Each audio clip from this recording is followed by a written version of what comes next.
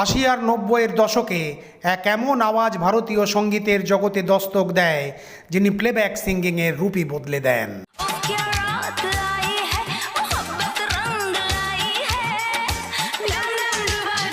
এক এমন আওয়াজ যার মধ্যে ট্র্যাডিশনাল সুরের জায়গায় ওয়েস্টার্ন নেশা ছিল আর এক বেবাক বিদ্রোহ ছিল।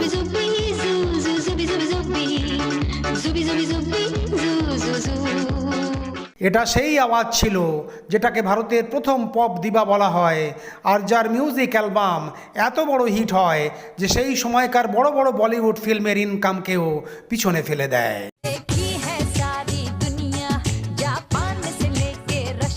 সেই মেড ইন ইন্ডিয়া গার্ল, যার আইটেম সঙের উপর পুরো দেশ নেচে ওঠে।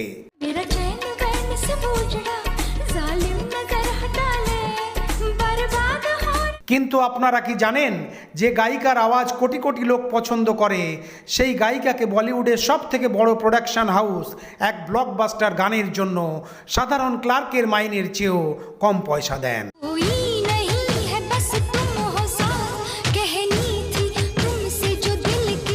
আর আপনারা বিশ্বাস করবেন, এই বেবি ডল কেরিয়ারের পিক টাইমে ইন্ডাস্ট্রির সব থেকে বড় আর সব থেকে পাওয়ারফুল মিউজিক কম্পোজারের উপর খারাপ ব্যবহার করার এমন আরোপ লাগান যে পুরো ফিল্ম ইন্ডাস্ট্রি নড়ে যায়। আর এটা সেই সময় ছিল যখন সোশ্যাল মিডিয়া ছিল না, আর মহিলাদের সুরক্ষার জন্য আওয়াজ তোলা নিজের কেরিয়ারকে শেষ করা মানা হতো। I never had to tell him. He picked up my style, gave me new song. কিন্তু কেন অনেক সুপারহিট গান গাওয়া সত্ত্বেও এই সুপারহিট সিঙ্গার প্রতিজ্ঞা করেন যে বলিউডের জন্য তিনি কখনো গান গাইবেন না? আর কেন ইন্ডাস্ট্রি তাকে পাগল আর ঝগড়াটে বলে? আর আজ তিনি কোথায় আর কিভাবে আছেন বলবো আরও অনেক কিছু, আমাদের সাথে থাকুন।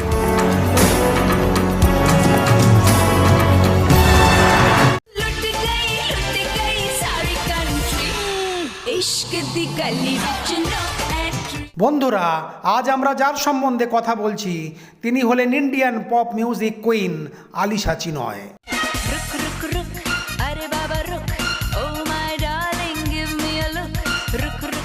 এই গল্প শুরু হয় 18ই মার্চ 1965 সালে গুজরাটের আহমেদাবাদ শহর থেকে। এক গুজরাটি পরিবারে এক বাচ্চার জন্ম হয় যার নাম সুজাতা রাখা হয়। কিন্তু এই সুজাতা কোনো সাধারণ বাচ্চা ছিল না। সঙ্গীত তিনি বিরাসতে পান। তার বাবা মধুকর চিনয় নিজে এক ক্লাসিক্যাল সিঙ্গার ছিলেন, আর তার মা পিয়ানো বাজাতে পারদর্শী ছিলেন।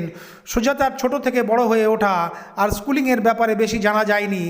একটা কথা অনেকেই জানেন না, এটা হলো আলিশাকে দুনিয়ার সবাই ওয়েস্টার্ন আর পপ সিঙ্গার হিসাবে জানেন, কিন্তু তার সঙ্গীত বিশুদ্ধ ভারতীয় শাস্ত্রীয় সঙ্গীতের উপর টিকেছিল। আর তার গুরু আর কেউ নয়, তিনি ছিলেন সঙ্গীতের মহামহিম পণ্ডিত যশরাজজি। আলিশা তার কাছ থেকে বিধিবদ্ধ শাস্ত্রীয় সঙ্গীতের তালিম নেন, কিন্তু সুজাতা ভিড়ের অংশ হতে চাননি। নিজে এক আলাদা পরিচয় বানাতে চেয়েছিলেন। সেই জন্য পপ দুনিয়ায় পা রাখার আগে তিনি নিজের নাম সুজাতা থেকে বদলে আলিশা রাখেন। আর এখান থেকেই শুরু হয় তার এমন যাত্রা যিনি ভারতীয় সঙ্গীতের রূপই বদলে দেন।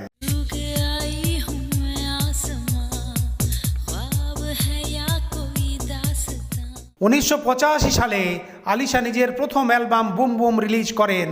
এটা সেই সময় ছিল যখন নাজিয়া হাসানের মতো সিঙ্গার খুব জনপ্রিয় ছিলেন, কিন্তু আলিশার আওয়াজে এক আলাদা সৌন্দর্য ছিল।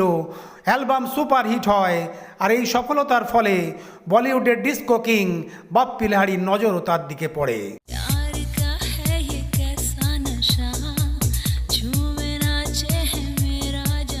বাপ্পি লাহিড়ি সেই সময় নতুন আর আলাদা আওয়াজ খুঁজছিলেন, আর যখন তিনি আলিশার আওয়াজ শোনেন তখন তিনি ভাবেন এটাই সেই আওয়াজ যেটা তার ডিস্কো বিটসের সাথে ন্যায় করতে পারবে। তিনি সঙ্গে সঙ্গে আলিশাকে স্টুডিওতে ডাকেন, আর 1985 সালের ফিল্ম অ্যাডভেঞ্চার্স অফ টার্জান তাকে গানের সুযোগ দেন।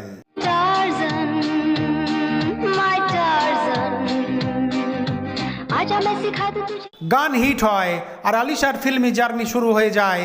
1986 সালের ফিল্ম मैं बलवाने আলিশা বাপ্পি লাহিড়ির জন্য গান করেন, কিন্তু আসল ধামাকা হয় 1987 সালে। এটা সেই বছর ছিল যে আলিশার আওয়াজ সব ডিস্কো, সব পার্টিতে আর সব রেডিও স্টেশনে তার গান শোনা যেতে থাকে।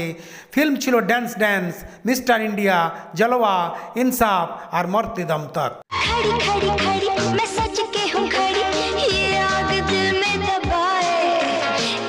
ফিল্ম ড্যান্স ড্যান্সে জুবি জুবি হোক অথবা সুপার ড্যান্সার, আলিশার আওয়াজে মিঠুন চক্রবর্তীর dance step super duper hit হয়।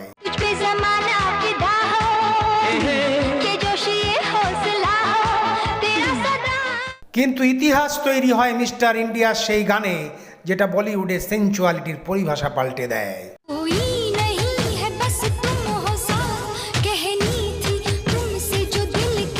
কাটে নেই কাটতে এ দিন এ রাত, শ্রীদেবীর সেই আইকনিক নীল শাড়ি পরা লুক, বৃষ্টি আর পিছনে আলিশা চেন্নাইয়ের নেশা ভরা ভারী জাদুই আওয়াজ, এই গান প্রমাণ করে দেয় আলিশা শুধু পপ আর ডিস্কো সিঙ্গার নয়, তিনি মনের ভাবনাকে নিজের আওয়াজে প্রকাশ করতে জানেন।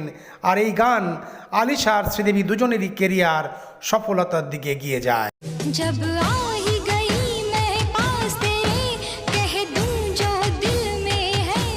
আশির দশক শেষ হতে হতে আর 90-এর দশকের শুরুতে আলিশা সব বড় সঙ্গীতকারদের পছন্দের হয়ে যান। আর 1988 সালে তিনি ওয়াক্ত কি আওয়াজ, কমান্ডো আর মালামালের মতো ফিল্মে আওয়াজ দেন। प्यार चाहिए कितनी बार, 5 6 7 8 9 10 बस बस अरे कमांडो कमांडो कमांडो कमांडो। এরপর 1989 সালে ব্লকবাস্টার ফিল্ম ত্রিদেবের গান রাতভর জামসে দর্শকরা খুব পছন্দ করে। रात भर जाम से जाम टकराएगा जब नशा छाएगा।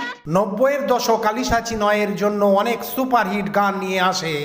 আন্নু মালিকের সাথে ফিল্ম বিজয় পথের রুক রুক অথবা রাজা হিন্দুস্তানি চার্ট বাস্টার তেরে ইস্ক মে নাচেঙ্গে আলিশা সব জায়গায় ছেয়ে যায়। रुक रुक रुक अरे बाबा रुक oh my darling give me a look रुक रुक रुक क्या रात आई है मोहब्बत रंग लाई है डम डम डुबा डुबा। আনন্দ মিলনের সাথে ফিল্ম মহাসংগ্রামের ধক ধক ধকও খুব জনপ্রিয় হয়। दिल धड़के बाबा दिल धड़के। কিন্তু সেই সময় এক কন্ট্রোভার্সিও হয়। খুদ্দার ফিল্মের এক গান সেক্সি সেক্সি সেক্সি মুঝে লোক বলে করিশ্মা কাপুরের উপর শ্যুট করা এই গানে আলিশা নিজের বিন্দাস আওয়াজ দেন। सेक्सी सेक्सी सेक्सी मुझे लोग बोले हाय सेक्सी हेलो सेक्सी क्यों। কিন্তু সেই সময় সেন্সর বোর্ড আর সমাজের সেক্সি শব্দ অপছন্দের ছিল। বিবাদ এত বাড়ে যে গানের কথা বদলে বেবি বেবি বেবি করতে হয়। কিন্তু দর্শকদের মুখে আলিশার আসল ভার্সন বারবার শোনা যায়। मुझे लोग बोले हाय बेबी हेलो बेबी क्यों। বলিউডের সাথে সাথে আলিশা নিজের পপ কেরিয়ারও ছাড়েননি। 1994 সালে তিনি লেসলি লুয়ের সাথে বম্বে গার্ল নামে এক অ্যালবাম লঞ্চ করেন, যার গান দে দে খুব পপুলার হয়।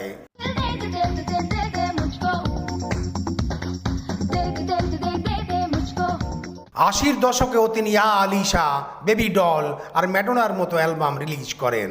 कोई हो ऐसा आके चुरा ले गले से लगा ले मुझे। কিন্তু আলিশার জীবনে সব থেকে বড় টার্নিং পয়েন্ট আসা বাকি ছিল। সাল ছিল 1995। বলিউড সঙ্গীত একইভাবে চলতে থাকে। সেই সময় আলিশার খ্যাতনামা সঙ্গীতকার বিড্ডু এক এমন অ্যালবাম নিয়ে আসেন যেটা ভারতীয় সঙ্গীতের ইতিহাস হামেশার মতো পাল্টে দেয়। অ্যালবামের নাম ছিল মেড ইন ইন্ডিয়া। देखी है सारी दुनिया जापान से लेके रशिया ऑस्ट्रेलिया। এটা স্রেফ এক গান ছিল না, এক ক্রান্তি ছিল। মিলন সুমনের সাথে সেই মিউজিক ভিডিও, আলিশার রাজকুমারীর মতো আন্দাজ আর তার আলাদা মধুর আওয়াজ, এটা আলিশাকে রাতোরাত স্রেফ ভারতী নয়, ইন্টারন্যাশনাল স্টার বানিয়ে দেয়। মিডিয়া রিপোর্টসের অনুসারে সেই সময় এই অ্যালবাম 50 লাখেরও বেশি কপি বিক্রি হয়। এটা এক এমন মাইলস্টোন ছিল যে সেই সময়ের বড় বড় ফিল্মের অ্যালবাম তার ধারে কাছেও ছিল না। এই অ্যালবাম বেস্ট পপ ইন্ডিয়ানের খেতাব জেতে আর আলিশা হয়ে যান কুইন অফ ইন্ডি পপ।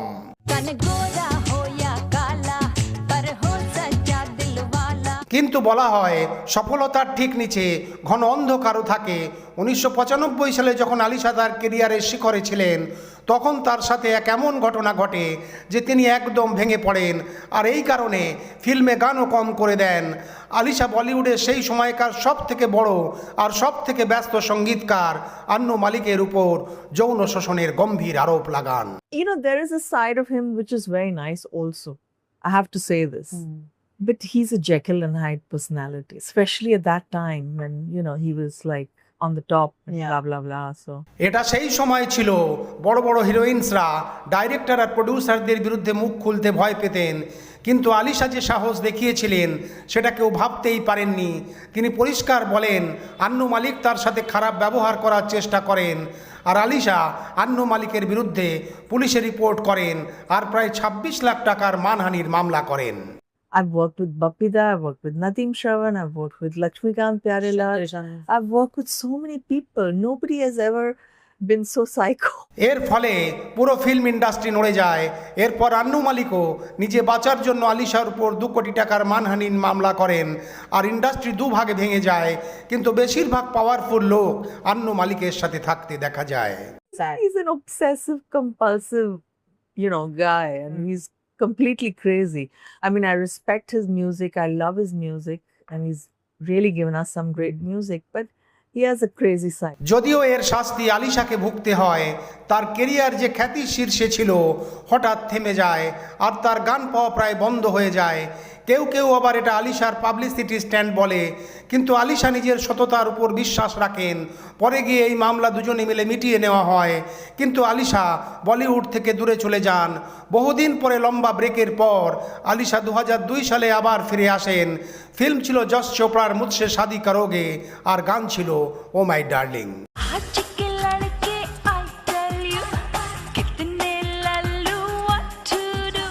এরপর তিনি হাতিয়ার, কয়ামত, প্ল্যান, ফিদা, ইস্ক ভিস্ক আর নো এন্ট্রির মতো ফিল্মে গান করেন। कोई मार से गया, कोई तार से गया, कोई जान से गया, कोई जहान से। ফিল্ম করমের তিনকা তিনকা গান একবার ফের দর্শকদের মন জয় করে নেয়। तिनका जरा जरा কিন্তু 2005 সাল আলিশার কেরিয়ারে আর এক ভূচাল নিয়ে আসে। ফিল্ম ছিল বান্টি আর বাবলি, আর গান ছিল কাজরা রে। मेरा चैन वैन से उजड़ा, जालिम नजर हटा ले, बर्बाद हो रहे। ঐশ্বরিয়া রায়, অমিতাভ বচ্চন আর অভিষেক বচ্চনের উপর শ্যুট করা এই গান সব থেকে বড় আইটেম সং হয়ে যায়।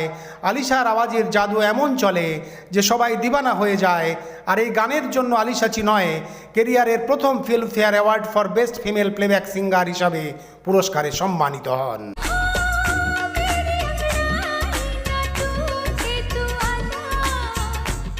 কিন্তু এই চমক দমকের পিছনে এক লজ্জাজনক সত্যি লুকিয়েছিল।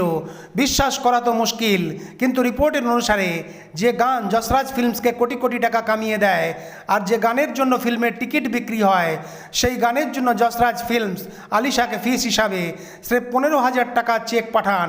এটা দেখে তার খুব মন খারাপ হয়ে যায়। তিনি সেই চেক ফেরত পাঠিয়ে দেন। এটা ভেবে মনে হয় কোনো ভুল হচ্ছে, কিন্তু যশরাজ ফিল্মস সেই চেক আবার আলিশাকে পাঠিয়ে দেন। আলিশা টাইমস অফ ইন্ডিয়াকে এক ইন্টারভিউয়ে এই দুঃখের কথা বলেন। তিনি বলেন, আমি শকড হই যখন যশরাজ ফিল্মস আমাকে এই গানের জন্য মাত্র 15,000 টাকার চেক পাঠান। আমি এই চেক ফেরত পাঠিয়ে দিই, কিন্তু তিনি ফের এই চেক আমাকে পাঠিয়ে দেন। এটা আমার অপমান। তখন তিনি আরও অবাক হন যখন আলিশা জানতে পারেন যখন তিনি কনসার্টে কজরারে গান করেন, তখন যশরাজ ব্যানার আয়োজকদের কাছে এই গানের রয়্যালটি জোর করে নিয়ে নেন, কিন্তু সিঙ্গারকে সেখান থেকে 1 টাকাও দেওয়া হয় না। তখন আলিশা ঠিক করেন ব্যাস আর নয়, তিনি বলিউডের এই শোষণের বিরুদ্ধে আওয়াজ ওঠান আর ঠিক করেন তিনি ফিল্মে আর গান করবেন না। তিনি বলেন, কজরারে স্রেফ আমার আওয়াজের জন্য হিট হয়, ঐশ্বরিয়া রায় তো স্রেফ এক বডি যিনি আমার গানের উপর লিপ সং করেন। এই কথা ইন্ডাস্ট্রিতে হইচই পড়ে যায়। যদিও এই ঘটনার লম্বা অন্তরালের পর তার আওয়াজ ধুম 2, ডন, ঝুম বরাবর ঝুম, নমস্তে লন্ডন আর লাভ স্টোরি 2050 মতো কিছু ফিল্মে তার আওয়াজ ফের শোনা যায়। छोड़ छोड़ मेरी राहों को, तौबा तौबा डर लगता है ऐसी वैसी तेरी बातों। तू भी मेरा मेरा, तेरा जो इकरार हुआ আলিশার প্রফেশনাল আর পার্সোনাল লাইফ নানা রকমের ওঠানামার মধ্যে দিয়ে যায়। নিজের কেরিয়ারের প্রথমেই নিজের ম্যানেজার রাজেশ ঝাবেরির সাথে ডেট করতে থাকেন আর দুজনে 1986 সালে বিবাহ করেন। এটা সেই সময় ছিল যখন আলিশার কেরিয়ার শুরু হয়, কিন্তু আফসোস এই সম্পর্ক মাত্র 8 বছর চলে। আর 1994 সালে অর্থাৎ মেড ইন ইন্ডিয়ার সফলতার ঠিক আগেই তাদের বিবাহ ভেঙে যায়। এরপর আলিশা দ্বিতীয়বার বিবাহ করেননি। সময় পাল্টায় আর সাল আসে 2018। দেশে #মিটুর মুভমেন্ট চলছিল। সিঙ্গার শ্বেতা পণ্ডিত আর সোনা মহাপাত্র আন্নু মালিকের উপর ঠিক সেই একই অসভ্যতা যৌন শোষণের আরোপ লাগায়, যেটা আলিশা চিনয় 23 বছর আগে এই আরোপ লাগান। তখন সবাই বুঝতে পারেন আলিশা 23 বছর আগে ঠিকই অভিযোগ করেছিলেন আর তিনি সত্যি বলেছিলেন, যেটা সেই সময় কেউ শুনতে চাননি। আলিশা ডিক্কন ক্রনিকলকে এক ইন্টারভিউয়ে আন্নু মালিকের খিলাফে নিজের রাগ ফের জাহির করেন। আন্নু মালিকের খিলাফ প্রতিটি শব্দ যেটা বলা হয় আর লেখা হয় সেটা সত্যি। আমি সেই সব মহিলার সাথে আছি যারা শেষমেশ নিজেরা আওয়াজ তোলেন। ইনি এক এমন লোক ছিলেন যে নিজেদেরকেও ছাড়েননি। শ্বেতা পণ্ডিত, যিনি তার নিজের ভয়ের গল্প শেয়ার করেন, যিনি যতীন ললিতের ভাইজি ছিলেন। তার নিজের 2 মেয়ে আছে আর মেয়ের বয়সীদের সাথে খারাপ ব্যবহার করেন। শেষমেশ সবার বিরোধিতার পর আন্নু মালিককে ইন্ডিয়ান আইডল জজের চেয়ার ছাড়তে হয়। এটা আলিশা চিনয়ের কাছে এক নৈতিক জয় ছিল, কিন্তু এর জন্য তার কেরিয়ার শেষ হয়ে যায়। আলিশা চিনয় সবসময় নিজের শর্তের উপর নিজের জীবন কাটান। তিনি এটা একদম পছন্দ করতেন না। ফিল্মের সব ক্রেডিট অভিনেতারা নিয়ে যায় আর সিঙ্গাররা কিছুই পান না। সেই কারণে তিনি মধুর ভান্ডারকরের ফিল্ম দিল তো বাচ্চা হ্যাজির গান গাইতে অস্বীকার করেন। তাকে রিয়েলিটি শোতেও দেখা যায়, যেমন ইন্ডিয়ান আইডল আর স্টার ইয়া রকস্টার, যেখানে তিনি নিজের রায় রাখেন। ইন্ডিয়ান আইডলেও তিনি আন্নু মালিকের সাথে জজ ছিলেন, যেটা তার প্রফেশনালিজমকেও দেখায়। I beg to differ with Alisha when she says you have no romance. मेरे हिसाब से तुम्हारे अंदर रोमांस कूट के भरा हुआ है.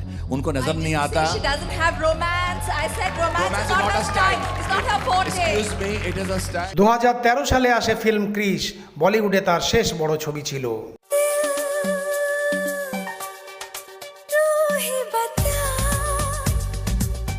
সেই সময় তার বাবার ক্যান্সার হয়। আলিশা নিজের বাবাকে খুব ভালোবাসতেন, সব কিছু ছেড়ে তার দেখাশোনা করতে লাগেন। যদিও বাবার মৃত্যুর পর তিনি একদম একা হয়ে যান আর 2017 সালে ফিল্ম ড্যাডির থেকে ফিরে আসার চেষ্টা করেন, কিন্তু এই ফিল্ম একদম চলেনি। 2022 সালে তার অ্যালবাম চমকেগা ইন্ডিয়া আসে। चारों तरफ है नजारा तेरा परदेसी दिल लेने आया। যদিও এই অ্যালবাম মেড ইন ইন্ডিয়ার মতো সফলতা পায়নি, কিন্তু এই অ্যালবামে আলিশা দেখিয়ে দেন আজও তার জনপ্রিয়তা সমানভাবে আছে। चमकेगी चमकेगी बिंदिया चमकेगा चमकेगा इंडिया। আলিশা চিনয় নিজের কেরিয়ারে অনেক স্ট্রাগল করেন। বলিউডের নোংরা রাজনীতি আর শোষণ তার থেকে তার অধিকার কেড়ে নেওয়ার চেষ্টা করে, কিন্তু তাকে যারা চেনেন তারা বলেন আলিশা কখনো ভেঙে পড়েননি আর কখনো কারো কাছে ঝোঁকেননি আর নিজের আত্মসম্মান সবসময় উপরে রেখেছিলেন। তো বন্ধুরা, আপনারা কি বলেন? যদি আলিশা সিস্টেমের বিরুদ্ধে আওয়াজ না তুলতেন আর চুপচাপ সব কিছু সহ্য করে নিতেন, তাহলে আজ তিনি বলিউডের টপ সিঙ্গার হতেন। অথবা আলিশা অন্যায়ের বিরুদ্ধে আওয়াজ তুলে ঠিক করেছেন, তাতে তার কেরিয়ার শেষ হয়ে যাক। আর কি 15,000 টাকা চেক পাঠানো এক অপমান নয়? আপনাদের রায় কমেন্টসে অবশ্যই জানাবেন। ভিডিও পছন্দ হলে একটা লাইক অবশ্যই করবেন। পরের ভিডিওতে ফের দেখা হবে। নমস্কার।